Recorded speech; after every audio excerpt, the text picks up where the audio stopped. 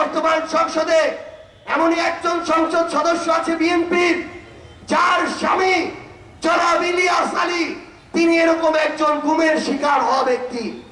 তবে এই ধরনের অসংখ্য মানুষ যারা নিপীড়িত নির্যাতিত হয়েছে তাদের জন্য সবার আগে আমাদের দরকার ছিল গুমের অধ্যাদেশটাকে আইনে পরিণত করা। কিন্তু আমরা দেখলাম এই গুমের অধ্যাদেশ, মানবাধিকার অধ্যাদেশ, দুদকের অধ্যাদেশ সহ গুরুত্বপূর্ণ যে অধ্যাদেশগুলো ছিল বর্তমান সরকার সেই অধ্যাদেশগুলোকে রহিত করেছে, বাতিল করেছে। তারা বলছে আগামীতে তারা এগুলো সংশোধন করে আনবে।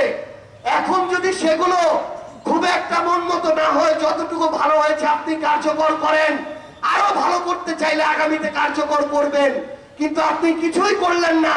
আমাদের মনে সন্দেহ হয় আপনারা সেগুলো বাতিল করে দিয়ে আবার ক্ষমতাকে নিজেদের মধ্যে কুক্ষিগত করতে চাচ্ছেন।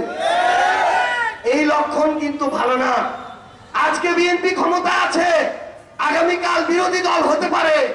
যেই দলই ক্ষমতায় আসুক, বিরোধী দল হোক, আমরা চাই সবার জন্য যেন এমন একটা সিস্টেম হয় যে সিস্টেমে প্রত্যেকটা মানুষ তার জায়গা থেকে ন্যায় বিচার যেন পায়। আমরা আপনাদের কাছে দাবি নিয়ে এসেছি, আমাদের ওই গণভোটের রায়টা বাস্তবায়ন করে দিতে হবে। আমরা দেখছি আমাদের এই বাংলাদেশের প্রত্যন্ত উপজেলাগুলোতে যখন যাই, প্রত্যেকটা জায়গায় বিদ্যুতের সংকট। আমাদের সংসদে আমাদের মাননীয় মন্ত্রী প্রতিমন্ত্রী বলেন যে আমাদের লোডশেডিং নাই। আপনারা এবার উত্তর দিবেন। আমি জানি এখানে যেমন এনসিপির সমর্থক শুভাকাঙ্ক্ষী আছে, এখানে বিএনপির অনেক শুভাকাঙ্ক্ষী আছে, জামায়াতের অনেক শুভাকাঙ্ক্ষী আছে। এটা হচ্ছে একটা উন্মুক্ত পথসভা। আপনারাই বলেন আপনাদের এই সখীপুরে লোডশেডিং হয় কি হয় না? লোডশেডিং হয় কি হয় না? লোডশেডিং হয় কি হয় না? আমরা বর্তমান সরকারকে আহ্বান জানাই, অনেক বিদ্যুৎ প্রকল্পের নামে লুটপাট হয়েছে। ভারতের আদানিকে ক্যাপাসিটি চার্জের নামে বাংলাদেশ থেকে লুটপাট করতে দেওয়া হয়েছে। এই ধরনের লুটপাটকারী প্রজেক্ট বাদ দিয়ে জনগণের জন্য প্রয়োজনীয় বিদ্যুৎ উৎপাদন করে এই সখীপুরের প্রত্যেকটা ঘরে বিদ্যুৎ সরবরাহ নিশ্চিত করতে হবে। আমরা দেখছি আমাদের সীমান্তে আমাদের ভাইদের হত্যা করা হচ্ছে, বাংলাদেশের বিভিন্ন সীমান্তে পুশিং করা হচ্ছে। ওই ভারতের পশ্চিমবঙ্গের তথাকথিত মুখ্যমন্ত্রী, যাকে আমরা একটা প্রদেশের মুখ্যমন্ত্রী হওয়ার যোগ্য মনে করি না, তিনি প্রকাশ্যে ঘোষণা দিচ্ছেন যে এই কিছুদিনে বাংলাদেশে 10,000 পুশিং করা হয়ে গিয়েছে, আরো করার পরিকল্পনা আছে। আমরা বর্তমান সরকারকে বলতে চাই, একটা দেশের মুখ্যমন্ত্রীর এই বক্তব্য আমার দেশের সার্বভৌমত্বের জন্য হুমকি। প্রকাশ্যে এভাবে হুমকি দিয়ে আমার এই সার্বভৌমত্ব দেশে ভারতের নাগরিক অনুপ্রবেশ ঘটাতে পারে না।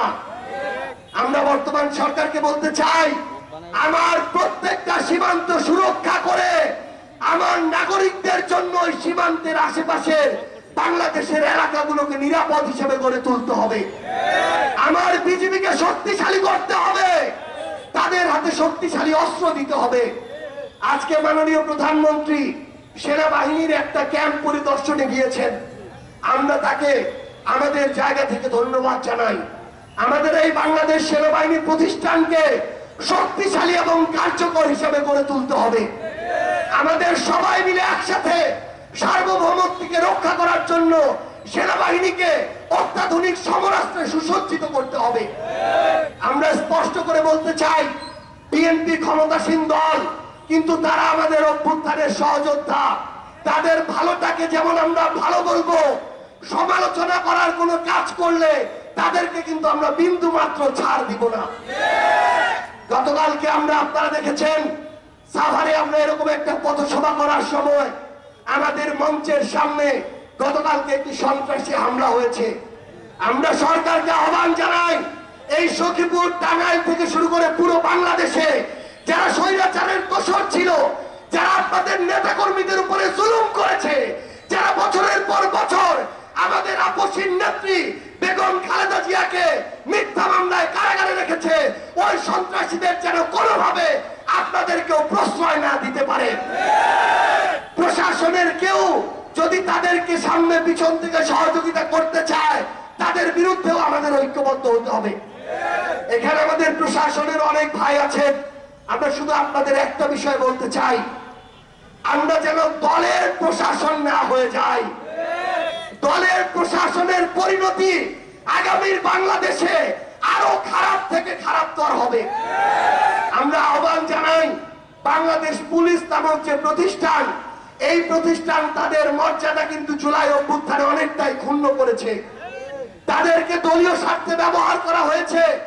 আমরা বিশ্বাস করতে চাই আগামীতে আপনারা আপনাদের কাজের মধ্য দিয়ে আপনাদের সেই সুনাম ফিরিয়ে নিয়ে আসবেন ইনশাআল্লাহ। আমরা আপনাদেরকে আহ্বান করব, আমাদের এই বাংলাদেশটাকে যদি আমরা ঠিক রাখতে চাই, তাহলে ক্ষমতায় যেই দল থাক, আমরা যেই দলই করি না কেন, এখানে যদি কেউ চাঁদাবাজি করে তার বিরুদ্ধে কথা বলতে হবে। কেউ যদি লুটপাট করে তার বিরুদ্ধে কথা বলতে হবে।